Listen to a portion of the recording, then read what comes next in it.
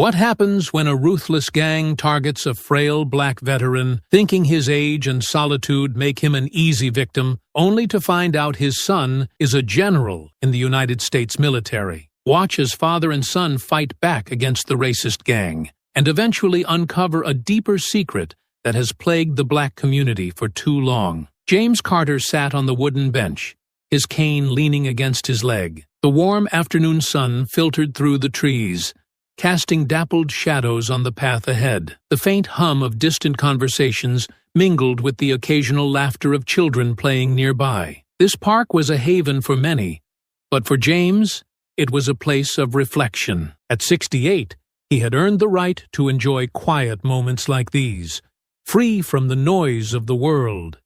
He shifted slightly, leaning back as a breeze swept through the park. The afternoon light illuminated his weathered face, the lines etched there telling stories of battles fought and sacrifices made. Once a soldier, now a retired man with a cane, he carried himself with the quiet dignity of someone who had seen more than his fair share of life. From across the way, a group of 3 men appeared, their voices breaking the tranquility. They walked with a swagger that was impossible to ignore, their laughter grating against the calm. The tallest of them, a wiry man with a cocky grin, spotted James and nudged the others. James noticed them, but kept his gaze forward, unwilling to engage. His instincts, honed by years of experience, told him trouble was brewing. The 3 men, no, boys, he corrected himself, were looking for entertainment, and James, sitting alone with his cane, looked like an easy mark. "Hey, old man," one of them called out, his voice loud enough to make heads turn. James didn't react, letting the comment slide as he shifted his gaze to the trees. He'd heard worse in his lifetime and didn't see any point in giving them the satisfaction of a response. "Yo, Gramps, we're talking to you," another chimed in, stepping closer. Their sneakers scuffed the pavement as they approached, the sound deliberate and mocking. James sighed softly, adjusting his grip on the cane. It wasn't fear that made him tense. It was annoyance. He had come to the park for peace, and now that peace was being rudely interrupted. "What's the matter? Too deaf to hear us, or just too stuck up to say hello?" The leader sneered, leaning forward with a crooked smile. James turned his head slowly, his eyes locking onto the group. His voice, calm but firm, cut through the tension. "Afternoon, gentlemen." The casual response seemed to disarm them momentarily, their laughter faltering. Then, as if to overcompensate, the leader smirked. "Gentlemen? That's rich. But we're not here for niceties, old man. We're here to remind you who runs this place." James didn't flinch. He simply studied them, his silence a deliberate statement. The leader took another step forward, his companions flanking him. The mood shifted, their amusement now tinged with hostility. They expected fear. What they found instead was an unshakable resolve. The tension hung in the air like a heavy cloud, the leader's crooked smile widening as he took another step forward. His companions followed suit, spreading out slightly to surround the bench where James sat. The afternoon sun highlighted their confident postures, their arrogance palpable. "You look real comfortable here, old man," the leader sneered, his tone dripping with condescension. "Like you think this place belongs to you." James didn't rise to the bait. Instead, he let his gaze sweep over the trio, his expression steady and calm. "What exactly do you want?" he asked, his voice low but clear. The leader chuckled, glancing back at his companions before turning back to James. "What do we want? Man, you're sitting in the wrong park to ask that question. Don't you know your place?" James raised an eyebrow, his grip tightening slightly on his cane. "And what place would that be?" The leader's face twisted into a sneer. "Anywhere but here. See, guys like us, we don't take kindly to outsiders trying to act like they belong. You know what I'm saying?" The words were a thinly veiled excuse, but James understood their real meaning. Racism wasn't subtle, and neither were these men. He leaned forward slightly, his calm demeanor masking the simmering anger beneath. "This park's open to everyone," he said simply. "But I'm guessing that's not what this is about, is it?" One of the others, a stocky man with a shaved head, barked a laugh. "Look at him, trying to play dumb, like he doesn't know exactly why we're here." James met their laughter with silence, his steady gaze never wavering. "I'd rather hear it from you," he said after a beat, his tone sharp enough to cut through their noise. The leader smirked, crossing his arms as he leaned closer. "You want to hear it? Fine. Guys like you think you can just walk around like you own the place, like we're supposed to just stand by and take it. Well, not today, old man. Today, you're gonna learn something." The venom in his voice didn't faze James.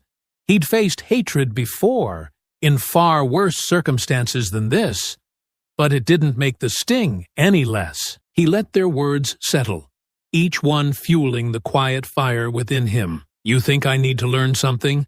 James asked, his voice soft but firm. "No, I think it's you who needs the lesson." The leader's smirk faltered for a moment, then hardened into a scowl. "Oh, I think we'll teach you just fine." He gestured to his companions, who stepped closer, their movements synchronized like predators circling prey. "I won't be intimidated by a bunch of cowards," James said. The leader's smirk didn't waver as he circled James, his voice dripping with disdain. "Cowards? You think we're the cowards here?"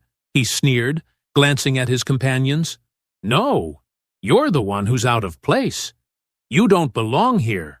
Never have." James's grip on his cane tightened, his calm demeanor hiding the fire simmering within. "Out of place?" he echoed, his voice steady but firm. "I've fought for this country. I've earned my place wherever I choose to be. What have you done that makes you so entitled to claim this park as yours?" The leader froze for a moment, caught off guard by the question. His sneer faltered, replaced by a flash of anger. "You want to know what I've done? I've watched people like you ruin everything. My old man lost his job to one of you. 20 years. Gone in a day. All because some company wanted to check their diversity box." James raised an eyebrow, his eyes narrowing. "So you blame me for something you don't understand? You think I walked into a company and demanded someone else's livelihood? You're using excuses to justify your hate." The stocky man to James's right interjected, his voice thick with resentment. "You don't get it. My family's been here for generations, working hard, building this place. Then people like you come in, acting like it's yours. Schools, jobs, neighborhoods. It's all slipping away." James let out a slow, deliberate breath, leaning forward slightly. "You think I don't know what it means to work hard? I've spent my entire life proving myself to people like you who believed I didn't belong. You think I didn't earn my place?" The leader's sneer twisted back into a grin, but it didn't reach his eyes. "Yeah, right. Bet you're gonna tell us your big sob story now.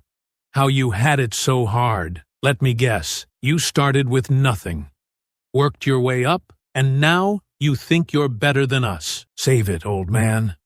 James's voice sharpened, cutting through their jeers. "I started with nothing, but not because of laziness or entitlement, like you want to believe. I fought in wars, buried brothers, and came home to a country that still didn't think I belonged. And now, decades later, I sit here in a public park, minding my own business, and I'm still dealing with the same hate." The leader laughed, but it was hollow, a weak attempt to mask his discomfort. "You think we care about your little war stories? That doesn't change the fact that you people ruin everything." James's gaze hardened. "The only thing ruining anything here is your hatred. It doesn't make you stronger. It makes you smaller." The wiry man, pacing restlessly behind James, finally snapped. "Shut up, old man. You don't know what you're talking about." He kicked James's cane, sending it clattering to the ground. James stumbled slightly, but caught himself on the edge of the bench. Straightening as much as his body allowed, he locked eyes with the leader, his voice unwavering. "You can knock me down all you want, but it won't make you right." The leader's face darkened, his smirk replaced by a scowl. "Oh, we'll do more than knock you down." The three men closed in, their postures rigid with aggression. The shadows of their figures stretched across the pavement as the sun dipped lower, their intent unmistakable. The three men circled closer, their jeers growing louder. But James remained seated, his sharp eyes tracking each of them. His body ached, his muscles protesting, but his mind was as sharp as ever. He slowly adjusted his posture, steadying himself against the bench, as if preparing for the inevitable. "You're just gonna sit there and take it?" the stocky man mocked, flexing his fists. His smirk widened as he stepped closer. "Maybe you ain't got the guts to stand up." James exhaled slowly, his voice calm but edged with steel. "I've stood up to men twice your size, and 10 times your strength. You're not the first bullies I've dealt with, and you won't be the last." The leader scoffed, stepping forward to loom over him. Big words from someone too scared to even get off the bench. "Maybe you're finally realizing you don't belong here." James didn't respond immediately. Instead, he reached down, gripping the edge of the bench. With a slow, deliberate movement, he pushed himself to his feet. His frame, though worn by time, still carried the weight of someone who had once been unbreakable. The leader faltered for half a second, clearly not expecting James to stand. "What? You think you're going to take us on?" he sneered, masking his brief hesitation with bravado. James adjusted his stance, his voice calm but filled with conviction. "If I have to." The stocky man laughed loudly, shaking his head. "You're outnumbered, old man." "What? You think you're back in the army? This isn't some war zone." James's lips tightened, the fire in his gaze unmistakable. "Every day's a war zone when people like you try to tear others down." The tension snapped like a rubber band. The wiry man made the first move, lunging forward with a wild swing. James sidestepped with surprising agility, using the man's momentum against him. He grabbed the attacker's arm and twisted, sending the wiry man stumbling forward. Before James could reposition, the stocky man rushed in, his bulk aimed like a battering ram. James braced himself, shifting his weight to absorb the blow. Their bodies collided, and James staggered back, but remained upright. He retaliated with a sharp jab to the man's ribs, his knuckles finding their mark with practiced precision. "Not bad," the leader muttered, stepping forward. He feinted to the left before driving a knee toward James's midsection. The strike landed, and James grunted in pain, stumbling back a step. "You're getting old, soldier," the leader mocked, advancing again. James straightened, his face set in determination. "Old enough to know how to handle punks like you." The wiry man recovered, his expression twisted with rage. He charged again, aiming lower this time, attempting to sweep James's legs. James anticipated the move, shifting just enough to avoid the full brunt of the attack. The wiry man's momentum carried him off balance, and James delivered a hard elbow to his back, sending him sprawling to the ground. The leader, now visibly irritated, motioned for the stocky man. "Let's end this." The two advanced together, forcing James to retreat a step, then another. His body screamed for rest, but he refused to falter. The leader swung high, while the stocky man aimed low, their coordinated attack designed to overwhelm.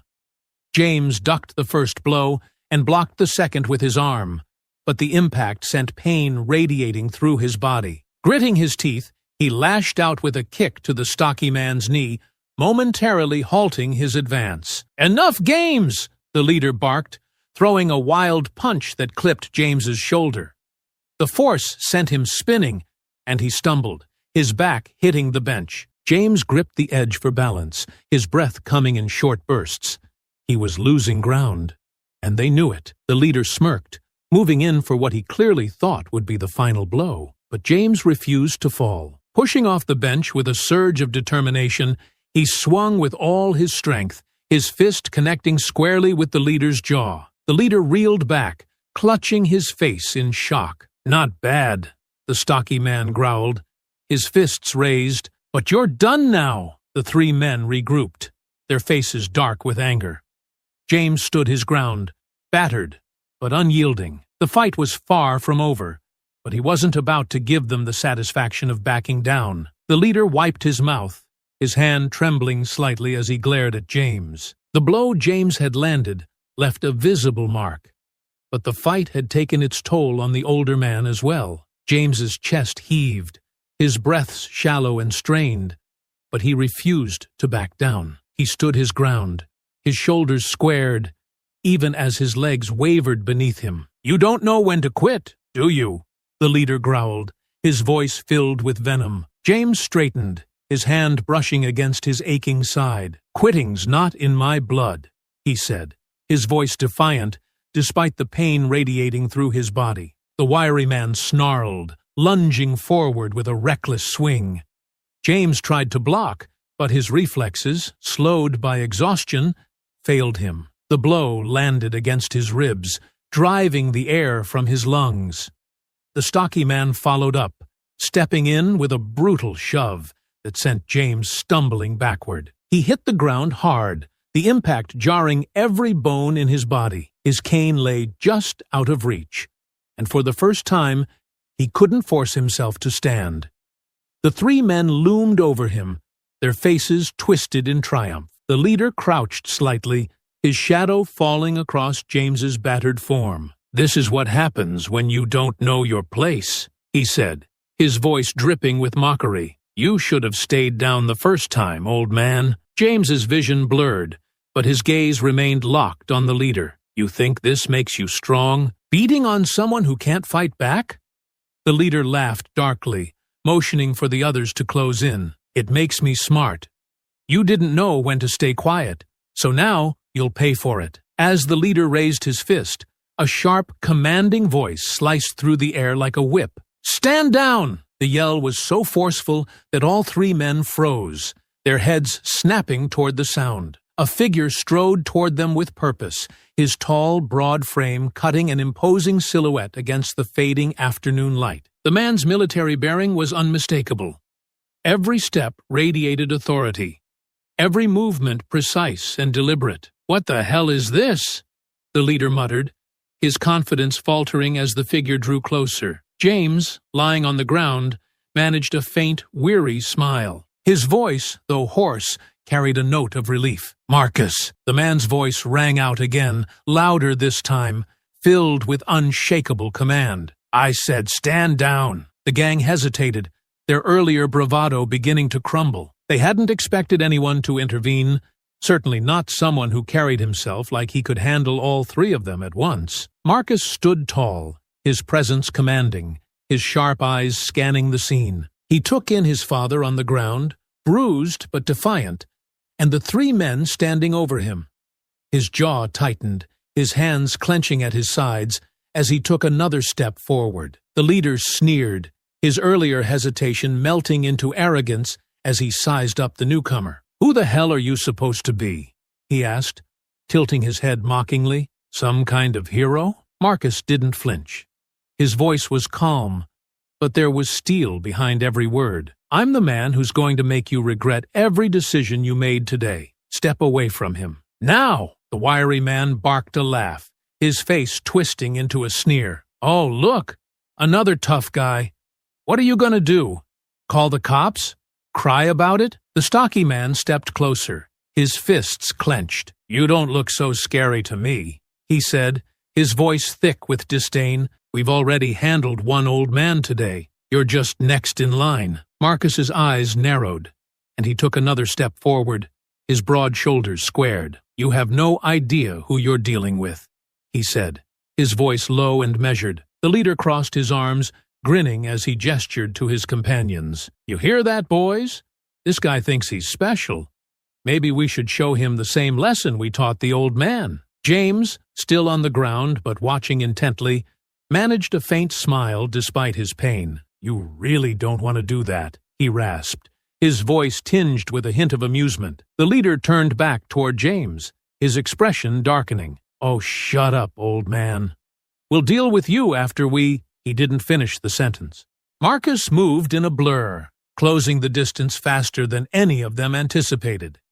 His fist drove into the leader's jaw with the precision of someone who had thrown punches in far more serious situations.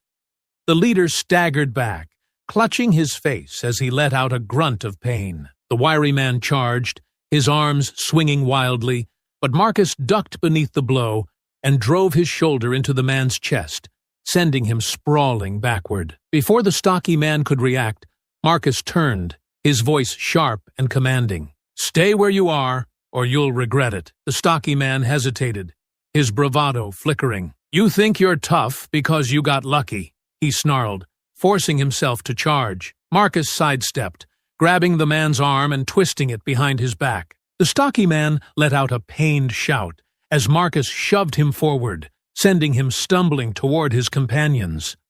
The leader, recovering from the initial punch, glared at Marcus, his face flushed with fury. "You think you can just walk in here and take us all on? You're gonna regret that." Marcus's expression didn't waver. "The only thing I regret is not getting here sooner," the leader roared, rushing forward in a blind fury. Marcus braced himself, stepping into the attack. Their bodies collided, but Marcus's solid stance held firm. He brought his knee up sharply, hitting the leader's stomach and forcing him to double over with a gasp. The wiry man and stocky man regrouped, circling Marcus. "You're just one guy," the wiry man said, his voice shaky but defiant. "You can't take all of us." Marcus glanced over his shoulder, his voice cold. "I've taken on worse than you. But if you want to find out, go ahead." The fight continued, blows landing from all sides, but Marcus moved with precision and skill. The gang was relentless, their numbers giving them confidence, but it was clear they weren't prepared for someone like him. Each attack they launched was met with a counter, each taunt silenced by a calculated strike. The tension in the air was electric, as Marcus moved with sharp, practiced precision, his focus unshakable. The leader lunged at him again, swinging wildly in frustration. Marcus ducked under the punch, driving his elbow into the man's ribs with enough force to make him stumble back, gasping for air. The wiry man circled behind Marcus, his movements erratic but determined. "You're fast," he muttered, his voice tinged with nervous energy. "But you can't keep this up forever." Marcus didn't respond. Instead, he turned sharply, delivering a swift kick to the wiry man's shin, sending him crashing to one knee. Marcus followed with a strike to the man's shoulder, forcing him to drop back, groaning in pain. The stocky man charged next, his fists raised like a battering ram. "Let's see how tough you are now," he shouted, throwing a heavy swing at Marcus's side. Marcus shifted his weight, narrowly avoiding the blow. He grabbed the man's arm and twisted, using his momentum to flip him onto his back. The stocky man hit the ground with a resounding thud. The wind knocked out of him. "Stay down," Marcus said coldly, stepping over him to face the remaining two. The leader had regained his footing, his face twisted with rage. He barked at the wiry man. "Get up! We're not letting him walk out of here." The wiry man scrambled to his feet, nodding, while the leader advanced again, this time more cautiously. The two of them tried to flank Marcus, their movements coordinated, but lacking the finesse of a seasoned fighter. Marcus dodged one attack, blocking another with his forearm before countering with a sharp uppercut to the leader's jaw. The wiry man saw an opening and lunged at Marcus's back, a grin spreading across his face as he raised his fist for a blindside blow. But before the wiry man could strike, a cane came down hard against his arm, knocking him off balance. The man cried out in pain, stumbling back to see James standing behind him, his face grim but resolute. "Thought you had me out of the fight, didn't you?" James said, gripping his cane tightly. The wiry man glared at James, clutching his arm. "Stay out of this, old man!" James smirked, taking a steady step forward despite his obvious pain. "Not a chance!" With a swift motion, he swung the cane again, this time catching the man across the legs and sending him sprawling to the ground. Marcus glanced back, a flicker of relief crossing his face. "You didn't have to get back up, Dad." James steadied himself, his gaze locked on the wiry man as he groaned on the ground. "You didn't think I was going to let you do all the work, did you?" The leader snarled, his frustration boiling over. "What is this? Some kind of family act? You're both done for." Marcus turned his full attention back to the leader, his expression cold and unyielding. "You made the mistake of picking a fight with the wrong family." The leader hesitated, his earlier confidence waning as Marcus advanced on him. The fight wasn't over, but the balance of power had clearly shifted. The leader growled, his fists clenching as he tried to regain his composure. He glanced at his two companions, both struggling to recover from the blows Marcus and James had landed. For the first time, there was hesitation in his eyes, a flicker of doubt that hadn't been there before. Marcus stepped forward, his posture steady and imposing. "Last chance," he said, his voice cold and commanding. "Walk away now, or you'll regret staying." The leader spat on the ground, forcing a laugh that didn't reach his eyes. "You're all talk. We're not going anywhere." With a frustrated roar, he lunged at Marcus again, swinging wildly. Marcus sidestepped effortlessly, catching the leader's arm and twisting it behind his back in one fluid motion. The leader cried out, his knees buckling as Marcus forced him to the ground. "You're done," Marcus said sharply, tightening his grip. The wiry man, still wincing from James's cane strike, scrambled to his feet and charged at Marcus. But James, moving with surprising speed despite his injuries, blocked his path. With a sharp jab of the cane, he struck the wiry man's knee, sending him crashing back to the ground. "You'd think you'd learn by now," James said, his tone calm but firm. The stocky man, the last to recover, rose to his feet, his face twisted with desperation. He hesitated, looking between Marcus and James, clearly weighing his options. Then, with a guttural shout, he rushed at Marcus, his massive frame barreling forward. Marcus shifted his stance, waiting until the last possible moment before stepping aside and hooking his foot around the man's ankle. The stocky man tripped, sprawling forward onto the ground. Marcus quickly pressed a knee into his back, pinning him down. In less than a minute, the fight was over. Marcus stood over the leader and the stocky man, both immobilized, while James kept a watchful eye on the wiry man, his cane raised in warning. The leader struggled against Marcus's hold, his face red with fury. "Get off me, you bastard!" Marcus leaned closer, his voice a low, dangerous growl. "You don't get to make demands, not after what you've done." He released the leader's arm briefly, only to reach into his pocket and pull out a pair of zip ties.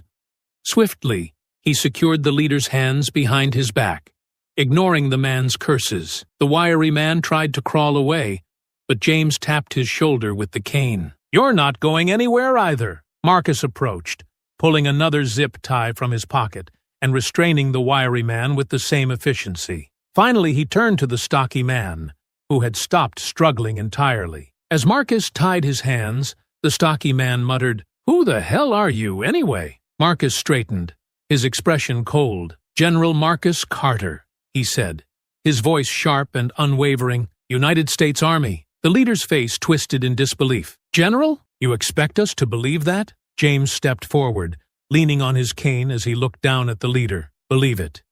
You picked a fight with the wrong man." Marcus stood tall, looking between the three subdued men. "You've assaulted a veteran and endangered the lives of others in this park. You're lucky you're walking out of here in one piece." The leader opened his mouth to retort, but stopped, his gaze dropping to the ground. James, his voice calm but filled with quiet triumph, added, "This is what happens when your hate blinds you. You lose." Marcus nodded, pulling out his phone. "Now, let's call someone to come pick up this trash." The low hum of distant sirens grew louder, cutting through the stillness of the park. Marcus stood over the restrained men, his arms crossed, his sharp eyes scanning their every move. Beside him, James leaned against his cane, his breathing heavy but steady, watching as the situation began to settle. Moments later, a patrol car rolled up onto the paved path, its lights flashing. Two officers stepped out, their hands resting on their belts as they surveyed the scene. One of them, a tall man with a commanding presence, approached cautiously. "What's going on here?" the officer asked, his gaze darting between Marcus, James, and the three men zip-tied on the ground. Marcus straightened, his voice calm but firm. "Assault. These three men attacked my father." The officer's eyes narrowed, moving from Marcus to James, who nodded in confirmation. "They came at me first," James said, his voice steady despite the bruises already forming on his face. "My son stepped in to stop them." The second officer crouched near the restrained men, who were now glaring but saying nothing. "These guys? They attacked you?" Marcus gestured toward the leader, who was still writhing against his restraints. "Him and his friends. They've been harassing people here. And today, they decided to pick a fight with the wrong person." The leader, his voice dripping with disdain, finally spoke up. "This is bull. They started it.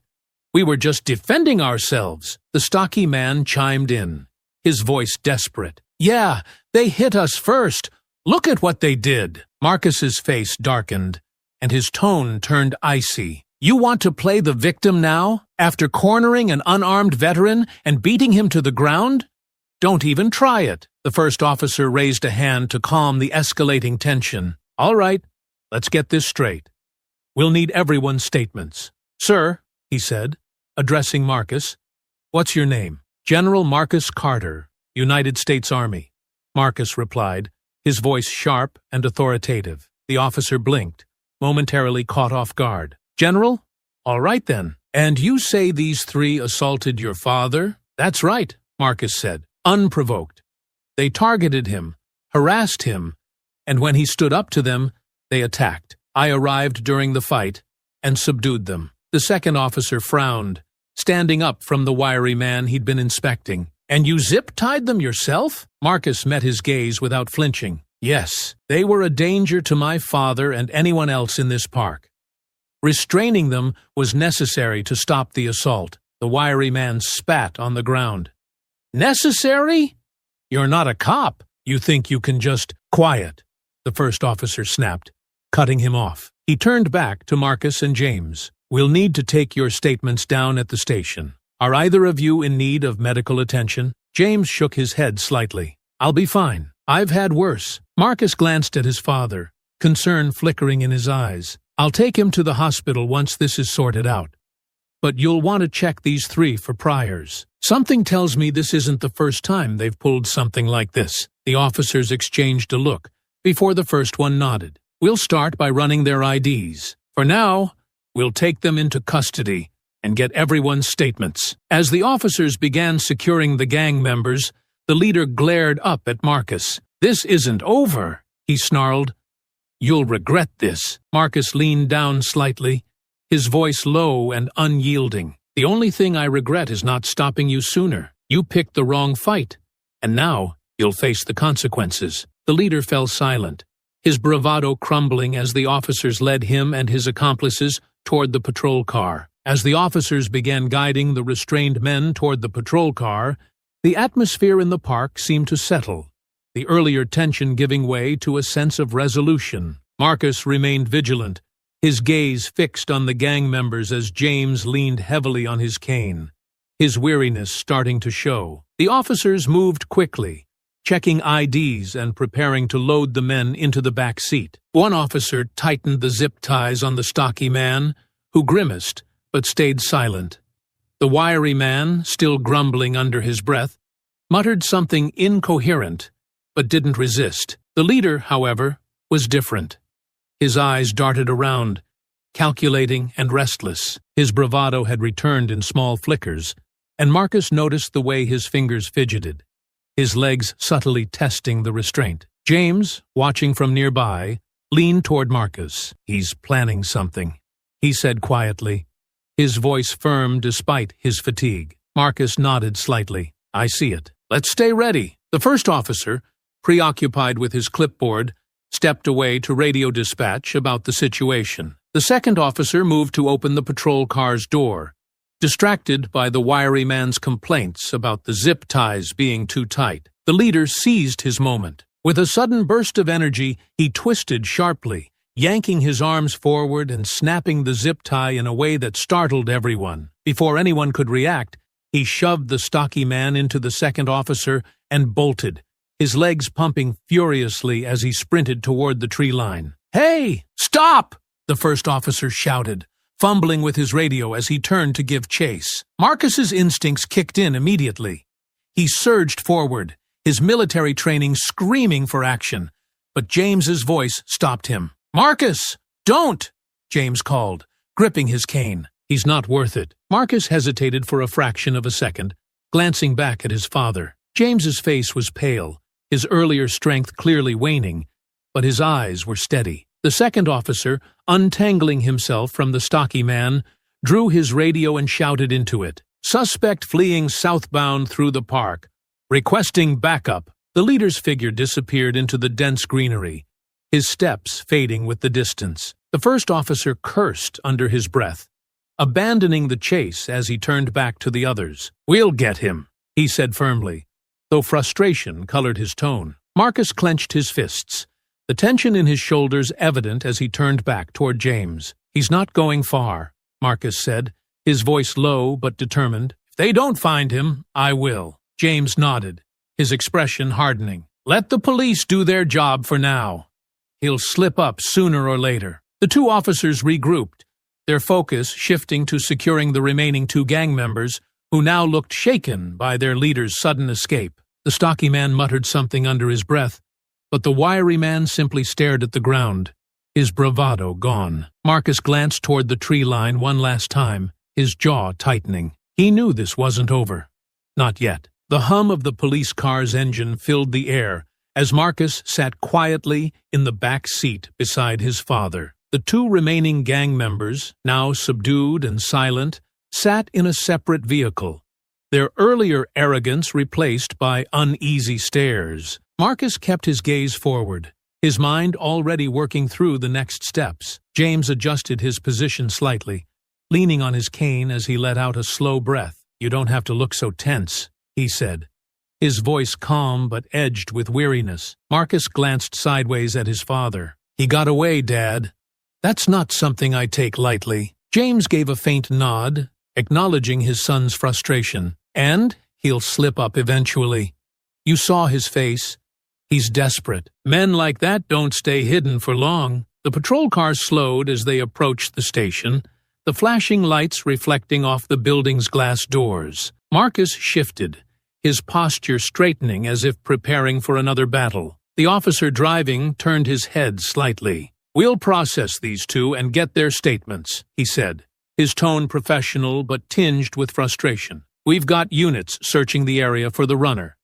It's only a matter of time." Marcus nodded curtly, but his focus was unwavering. "I want access to the interviews," he said. "They'll know where their leader's headed. Someone always talks." The officer hesitated before responding. "We'll see what we can do, General, but this is still a civilian matter." James, sensing his son's rising tension, placed a hand lightly on Marcus's arm. "Marcus, let them handle this part. You've already done enough." The patrol car rolled to a stop, and the officer stepped out, gesturing for Marcus and James to follow. The cool air of the station lobby hit them as they entered, the sterile lighting casting long shadows across the polished floor. Inside, the two gang members were being led toward a holding area. The wiry man glanced back once, his eyes darting nervously toward Marcus. The stocky man, however, kept his head down, his shoulders slumped in defeat. The lead officer approached Marcus and James. "We'll need your official statements now,"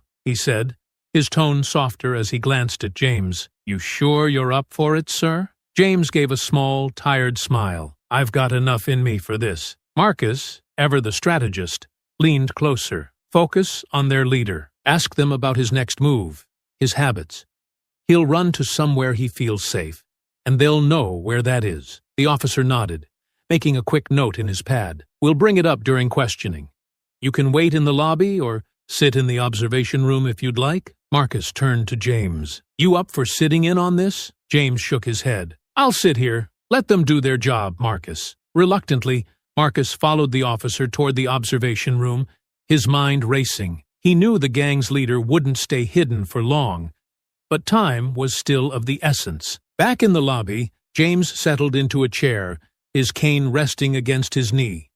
He leaned back slightly, his eyes closing for a moment. Despite the day's events, his expression remained steady, his resolve unbroken. Marcus stood in the dimly lit observation room, his arms crossed, as he watched the interrogation unfold through the one-way glass. The wiry man sat at the metal table, his hands still bound, his eyes darting nervously between the officer questioning him and the door. Across the room, the stocky man slouched in another chair, staring blankly at the floor. Neither looked eager to cooperate. The officer leaned in, his voice firm but calm. "Where's your friend? You've already been caught. Don't make this harder on yourself." The wiry man shook his head, his lips pressed tightly together. "I don't know," he muttered. "He didn't tell us where he was going." Marcus's jaw tightened. He'd seen this before. Low-level followers protecting their leader, holding on to a misplaced sense of loyalty. He didn't have time for games, not with the gang's leader still out there. Emboldened and dangerous. Turning sharply, Marcus left the observation room, his footsteps echoing in the quiet hallway. He made his way back to the lobby, where James sat in a chair, his cane resting against his knee. Despite the exhaustion etched on his face, James straightened slightly when he saw his son approach. "They're not talking," Marcus said, his tone clipped. "Or at least, not fast enough." James nodded, his expression thoughtful. "They're scared of him. More scared than they are of the law." Marcus paced the lobby, his hands clenching and unclenching. "I can't just sit here waiting for them to slip up. He's still out there, and who knows what he's planning next. If he thinks he can walk away from this, he's wrong." James leaned forward slightly, his voice calm but firm. "And what are you planning to do, Marcus? You're not a cop. You've done your part." Marcus stopped, turning to face his father. "I'm not going to sit idle while he gets away with this. I've spent my life leading teams, tracking threats, dismantling operations. I can do it again. But this time, it's personal." James studied his son for a moment, then nodded slowly. "You'll need more than just your experience. You'll need strategy, connections, and someone who knows how people like him think." Marcus met his father's gaze, a faint smile tugging at the corner of his mouth. "I was hoping you'd say that." James pushed himself to his feet, leaning heavily on his cane but standing tall. "Then, let's get to work." He made the mistake of underestimating the wrong family. We're not going to let him make it twice. Together, they left the station, their purpose clear. Marcus's military precision and James's hard-earned wisdom would be more than enough to hunt down the man who thought he could escape justice. Marcus and James sat across from each other in James's modest living room, the low hum of the overhead fan breaking the silence. On the coffee table between them were James's old notebooks and Marcus's sleek laptop, each a testament to their respective approaches, one rooted in wisdom and experience, the other in modern efficiency. "I made a few calls," Marcus began, his tone measured. "Reached out to some old contacts. Turns out our friend isn't just some small-time thug. He's part of something bigger." James raised an eyebrow, leaning forward. "How much bigger?" Marcus tapped on his laptop, pulling up a series of documents and mugshots. "The leader, the one who ran, is Gary Gunner Hughes. He's connected to a network of hate groups operating in the region. Small cells, but they coordinate. Recruitment, propaganda, and, when they think they can get away with it, violence." James's jaw tightened as he scanned the photos on the screen. "So, this wasn't random. They targeted me because of who I am." Marcus nodded grimly. "That's exactly it. They see someone like you, someone who's lived a life of service, someone who stands as a symbol of dignity, and they want to tear it down. It's not just personal, Dad. It's political, it's ideological, and it's dangerous." James exhaled slowly, his hand gripping his cane. "And the two we caught, they know all of this?" "They might," Marcus said, leaning back, "but they're low-level, muscle. People like Gary don't share much with their foot soldiers. But there's a pattern to their movements, and Gary's name has been flagged in a few incidents over the last year. Vandalism, harassment, assault. He's got priors, and they paint a picture of a man who thinks he's untouchable." James sat silently for a moment, his expression unreadable. Then he nodded. "So, what's the plan? How do we find him?" Marcus's lips pressed into a thin line. "We start with his network. He's not going to stay quiet for long, not with two of his men in custody. They'll have hideouts, fallback spots. If we can figure out where he feels safe, we'll find him." James tapped a finger on the edge of the coffee table. "Hate groups like this thrive on secrecy. They're careful about who they let in and what they share. You'll need someone who understands their mindset.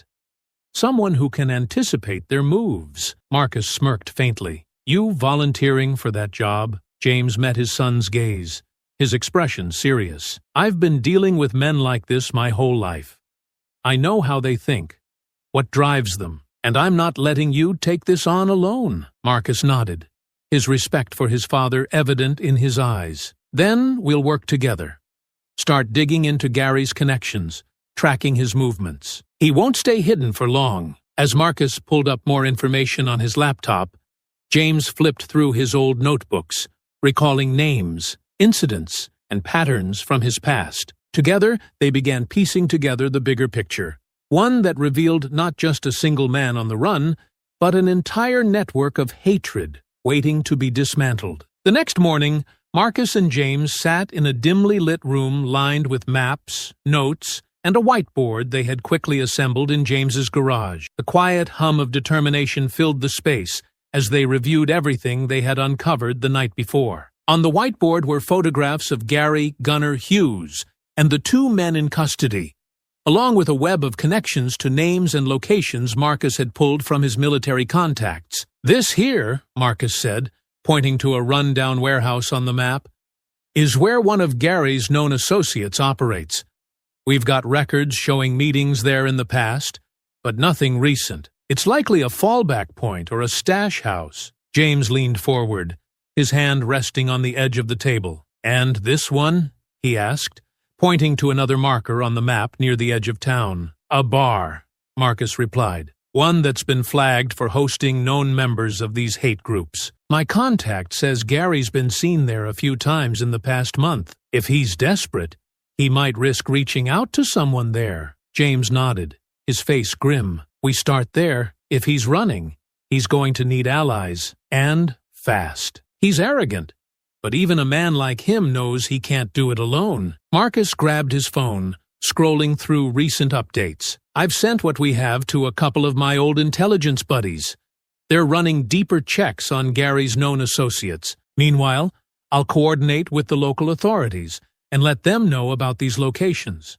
If Gary shows up, we'll know." James frowned slightly, his fingers tapping against his cane. "And what if the authorities drag their feet? This isn't exactly their top priority." Marcus met his father's gaze, his voice steady. "Then we move ourselves. I'm not waiting around while Gary gets further ahead. Every second we waste is another chance for him to regroup and go after someone else." James studied his son for a moment before nodding. "You're right, but if we're going to act, we need to do it smart. We can't rush in without knowing what we're walking into." Marcus smirked faintly. "Planning's my specialty, Dad. But I've seen what happens when people like Gary think they've won. They get careless. They make mistakes. That's when we strike." James exhaled deeply, his expression thoughtful. "This isn't just about us anymore, Marcus. If Gary's connected to a network this big, then stopping him sends a message. To all of them." Marcus placed a reassuring hand on his father's shoulder. "We'll stop him, Dad. Him and anyone who stands with him." Their conversation was interrupted by Marcus's phone vibrating on the table. He picked it up, his expression sharpening as he read the message. "What is it?" James asked, leaning forward. Marcus's eyes flicked up to meet his father's. "One of my contacts just sent me intel. Gary might have been spotted near that bar we flagged. If he's there, he's desperate. And sloppy." James grabbed his cane, pushing himself to his feet. "Then we've got work to do." Marcus nodded, his voice steady but determined. "Let's finish this." Marcus and James pulled up a short distance from the bar, parking in a nondescript sedan Marcus had borrowed from a local contact. The building was as run-down as the report suggested. Peeling paint, flickering neon signs, and a scattering of cars in the gravel lot. The midday sun cast harsh shadows across the lot, making it easy to spot anyone coming or going. "This is the kind of place where men like him feel comfortable," James muttered, leaning slightly on his cane as he studied the bar. "No cameras, no questions. and no one willing to stick their neck out. Marcus nodded, scanning the lot with a pair of binoculars. My contact says Gary's been seen here a few times, usually meeting with other lowlifes. If he's desperate, he'll come here looking for support. He handed the binoculars to James. What do you think? James took the binoculars, narrowing his eyes as he studied the vehicles and the entrance. The truck by the side door. Rusted, dented, but the plates are newer. Someone who doesn't want attention but needs to stay mobile. Marcus grinned faintly. Good eye, Dad. That matches the description of a vehicle Gary was seen using 2 months ago. James handed the binoculars back. So, what's the plan? Walk in and confront him? Or wait for him to make a move? Marcus's expression turned serious. Neither. If we confront him in there, it could turn into a scene, and people might cover for him. We wait until he leaves, then follow him. He'll lead us to something bigger. Another hideout. Other members of the group. Maybe even their stash. James nodded thoughtfully, leaning back in his seat. Smart. Cornering him here would only give him more excuses to run, but following him, that's a move he won't see coming. They settled into a tense silence, watching the bar's entrance. Marcus's phone buzzed, and he quickly glanced at the message. Backup's 10 minutes out, he said. They'll hang back until we need them.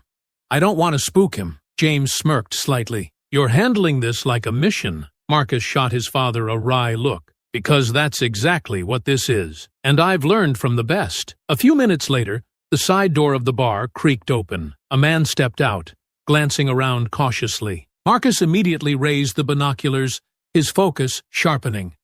The man was tall and broad, his familiar gait unmistakable. Gary Gunner Hughes. That's him, Marcus said quietly. He's trying to look casual, but he's nervous. See how he keeps glancing over his shoulder? James leaned forward slightly, his jaw tightening. He knows he's being hunted. Gary strode quickly toward the truck James had identified, fumbling with his keys. Marcus's hand hovered over the ignition, ready to start the car. Wait until he's moving, James said, his voice steady.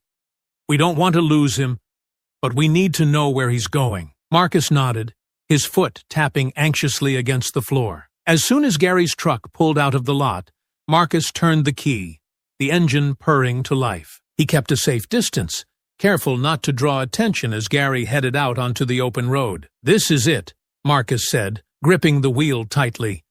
He's going to lead us right to the heart of his operation. James adjusted in his seat, his expression resolute. And when we find it, we make sure he can't hurt anyone else. The car followed Gary's truck as it weaved through the outskirts of town, the scenery growing more isolated with each mile. Marcus's military instincts kicked in. Every detail of the route mentally logged.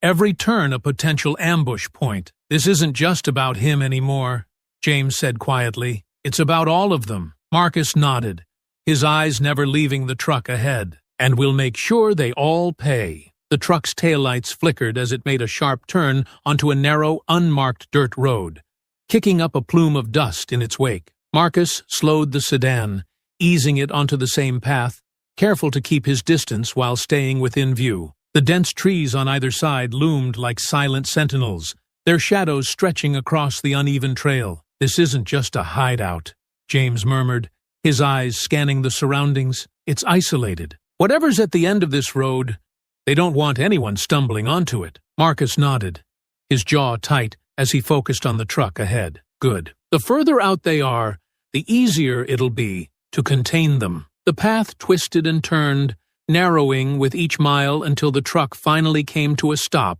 in a clearing. A low, dilapidated building stood at the edge of the clearing, its roof sagging, and walls covered in graffiti. Beside it, a few more vehicles were parked, older trucks and motorcycles, all with the same rough, patched-together look as Gary's ride. Marcus pulled the sedan to a halt, killing the engine before they reached the clearing. He gestured for James to stay low as they both slipped out of the car. The air was heavy with tension as they crept forward, crouching behind the cover of the thick trees that lined the clearing. Gary climbed out of his truck, slamming the door shut as he glanced around nervously. Two men emerged from the building, both burly and rough-looking, their expressions shifting into wary frowns as they spotted him. "You're late," one of them said, his voice carrying across the clearing. What the hell happened? Gary ran a hand through his hair, his agitation evident. Cops, and some freaking army guy.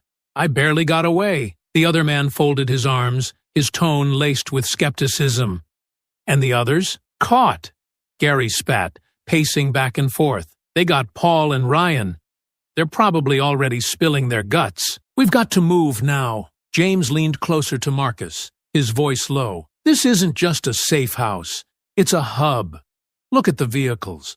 This is a meeting point. Marcus nodded, his sharp eyes taking in every detail. If Gary's this desperate, he'll try to rally them, but he's rattled. They'll make mistakes. Another man stepped out of the building, this one older but more composed.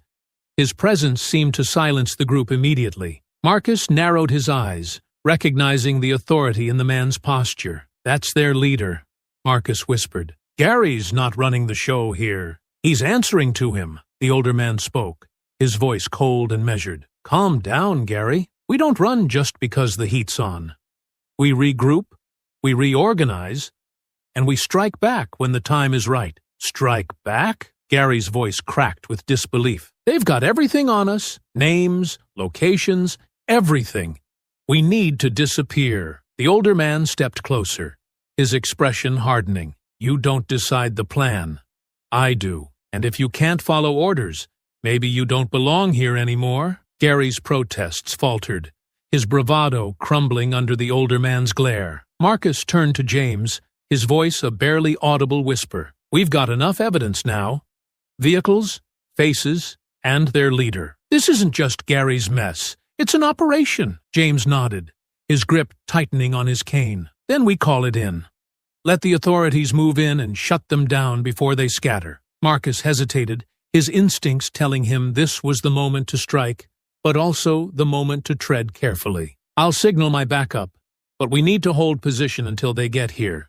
If we move too soon, they'll slip through our fingers. James nodded in agreement, his voice resolute. We've come this far, Marcus. Let's finish it. As Marcus reached for his phone, he couldn't shake the feeling that this was only the beginning. Marcus crouched behind the tree line, his phone in hand as he sent a quick message to his backup. The authorities were already en route, but it would take time for them to reach the remote location. Every second felt like an eternity as Marcus watched the group in the clearing. Gary paced nervously, throwing glances over his shoulder as if expecting someone to leap from the shadows. The older man barked orders to the others, directing them to load crates from the dilapidated building into the backs of the trucks. They're moving fast, James observed in a hushed tone. Whatever's in those crates, it's important. Marcus nodded, his sharp eyes narrowing. Evidence, weapons, propaganda, something that ties them to their operation.